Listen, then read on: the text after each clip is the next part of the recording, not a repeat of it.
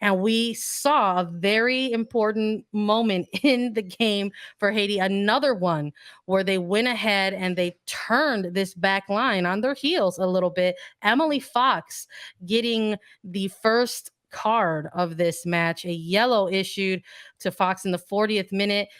Quite frankly, on the replay, getting beat, in the box and fouling and taking down the player in the box, and quick. It was called immediately. The official made the call right away, pointed to the spot, issued the yellow, and you just wondered if this wasn't gonna be the first, because we saw earlier this team try to make that adjustment, get in early, and then here they are again just before halftime, making things interesting once more. And this was a for sure card and a for sure slide tackle, a for sure penalty kick.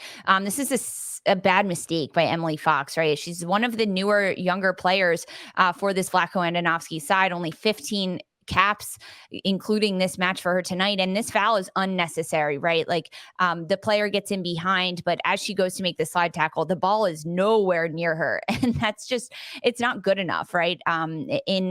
Against a team like Mexico, I mean, even Haiti, this opportunity that they almost scored off of this one was incredibly close to see, because they end up getting the penalty kick. It's Rose Lord Borgea. She has this attempt, and Casey Murphy, she was thanking her lucky stars, the first ball from Haiti that went just wide, and this one goes off the post. So even now, Casey Murphy has only made one or two saves throughout this first half, because this one ends up going off the post, and Emily Fox needs to go over, kiss that post. So does Casey Murphy, because the penalty kick was uncalled for, and then this going off the post was really lucky. This also would have changed the game if Haiti were to score. Even on the follow-up, the ball is just really tough for Herrera to handle, and she ends up hitting it up in the air after her first touch, and it's hard for her to get a handle of it. You can see Becky Sauerbrunn coming out of the way and also tugging that one wide after this one goes off the post. You know, it's again, that's another, like you said it best, it's just another one of those moments where you wonder if it would have changed some things up, not just for Haiti, but within the game itself. I mean, we're talking about Casey Murphy going the complete opposite side on this PK, misreading it. The goal was wide open there. Maybe it was one of those moments where it was just the eyes were too wide in front of you when you have the opportunity on a PK like this, but still 2-0 as we start inching second by second and second closer to halftime. And it's not like the game was getting good here. The game was good from kickoff. So there is no getting happening here, but it definitely, we saw a moment in the game shift a little bit, because we got to see VAR introduced in Concacaf W Championship. We knew going into this tournament that it was going to be an in-game resource for the officials, and we got our first look at its usage. I hope it's not going to be indicative of what we're going to see throughout the remainder of the tournament, but just ahead of halftime, we see a collision here between Borgella and Herrera. We see studs to the ribs. So much of the reaction that we saw around this, Lisa, whether it was from our colleagues in the studio on this game, Ali and Lisa both calling the game in real time. Christina Uncle, the rules specialist for CBS, who also gave incredible insight. She was called on so much throughout this broadcast. My goodness. And it was just the first instance in which they brought her in to sort of get her feedback from. But look at this. As Borgea goes up to kick this ball, it's reckless. She goes up, studs up. O'Hara goes down screaming, crying. She is clearly in pain, and it's called a red card initially by the center official. Then they go to VAR and they look at it. And again, thank you, Christina Uncle, who explain this to us, what they were looking at. It's to see if Herrera pulled her leg back at all, if it was malicious intent. If I think Uncle said something along the lines of like, if her knee was bent as she went into it, and that's why they end up calling it back. Sandra, I don't understand how this is not a red card. Like, thank you, Christina Uncle, for explaining it. And like, I'm listening to you and I understand you and I trust you and I respect you. And I respect hear the words coming out of your mouth. But like, as a former player, as someone that watches this game so intently, I do not understand how this is not a red card. It ends up just being a yellow card, but it studs up. It doesn't matter if she tried to pull back in the end of it. Why is her foot going that high? It should have been a red. It should have been a red. Haiti should have been playing down for the next 45 minutes. Haiti really got away with a very lucky one. Especially, I just looking at it and sort of watching it unfold in real time, knowing that the call in the moment was a straight red.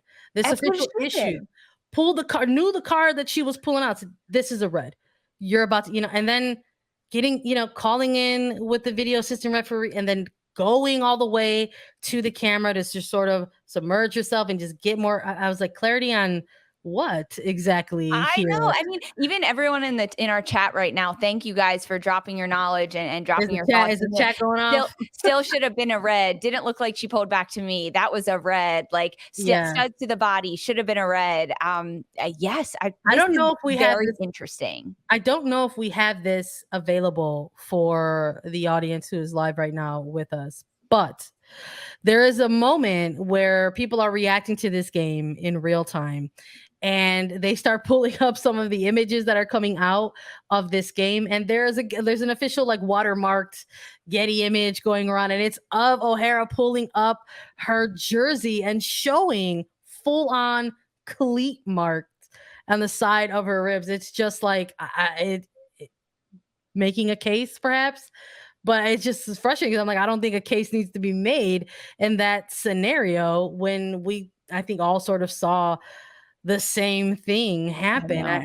I think maybe there's like this whole concept of like, oh, like she didn't mean it.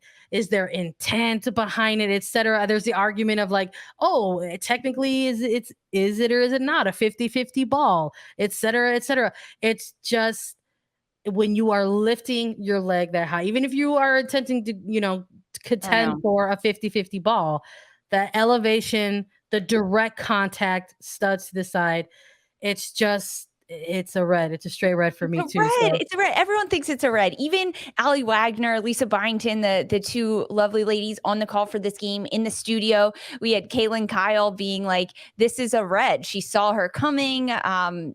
O'Hara saw her. It was bad. And O'Hara's going in with her face. You can see this studs and the cleat is inches, centimeters from O'Hara's face in this call. You can see it right there, how close it is. And then the fact that O'Hara does have marks and everything. I just can't believe it. It's painful. We're all in agreement. We're all in agreement. It should have been a red.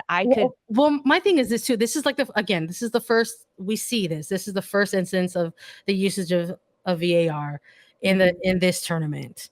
And again, my hope is that it just doesn't set like a precedent for the use that like how it's going to be utilized further down the line within this tournament whenever it does get called into action. So it's funny to even sort of be talking about that now, knowing that we are going to have more incidents to talk about throughout the duration of this game. We still have an entire second half to get through for you all, because that is how the first half ended, with a review from VAR not confirming that it's a red, but rescinding the red, only issuing a yellow. You have the Haitian side, the players saying thank you, knowing that they got a pretty generous call. That's a huge break for the Haitians. It goes into stoppage time. It bleeds into stoppage time. And this is how the first half ends. It is a 2-0 lead for the United States, and Haiti gets all of their players still on the pitch.